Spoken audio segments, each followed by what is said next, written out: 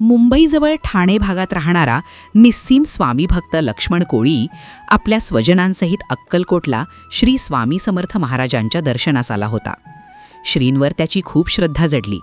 पुढे एकदा मासेमारीच्या मोसमात लक्ष्मण कोळी त्याचे जहाज घेऊन मुंबईच्या किनाऱ्यावर निघाला. त्यावेळी नेमके वादळ घोंगावू लागले. वादळाने रुद्र अवतार धारण केला. लक्ष्मणाचे जहाज हेलकावे खाऊ लागले.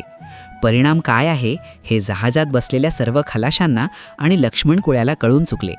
आता या संकटातून आपले कौशल्य, आजपर्यंतचा अनुभव कामी येत नाही असे लक्षात आल्यावर लक्ष्मणाने श्री स्वामी समर्थ माऊलीचा धावा सुरू केला.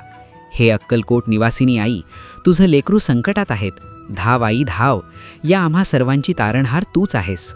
श्री स्वामी समर्थ महाराज वडाखाली बसलेले असता अचानक फटका मारल्यासारखा हवेत हात फिरवला. स्वामींच्या हातातून एकाएकी पाणी पडले. जमलेल्या भक्तगणांना आश्चर्य वाटले आणि अजून एक अतर्के लीला अनुभवायास मिळणार अशा औत्सुक्याने काहींनी स्वामींना विचारले की स्वामी काय केलेत आणि हे पाणी कसलं? स्वामी समर्थ महाराज म्हणाले, अरे जहाज बुडत होतं, ते बाहेर काढलं. काहींनी पाण्याची चव घेऊन पाहिली तर चव निव्वळ खारट लागली होती. कोणालाच स्वामी समर्थांचा हा विचित्र खेळ समजला नव्हता.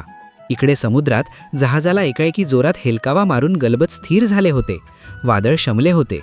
वादळ शमू शकते या निसर्गाच्या खेळाचा अंदाज लक्ष्मण कोळ्याला होताच, पण एकाएकी धक्का बसून आपले गलबत बुडता बुडता स्थिर कसे झाले याचा काही उगम लक्ष्मण कोळ्याला झाला नाही.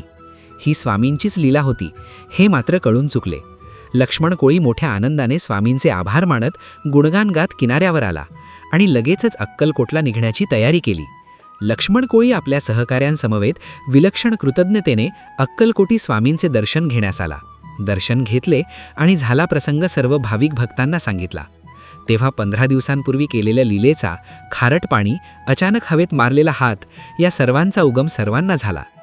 या कथेतून आपणास संदेश मिळतो की स्वामींवर दृढ विश्वास ठेवल्यास ते नक्कीच संकटमोचन करतात. स्वामी कोणत्याही रूपात, कोणत्याही ठिकाणी उपस्थित राहून भक्तांचे रक्षण करतात. भिऊ नकोस, मी तुझ्या पाठीशी आहे. स्वामींचे हे वचन या कथेतून सिद्ध होते. श्री स्वामी समर्थ. जय जय स्वामी समर्थ.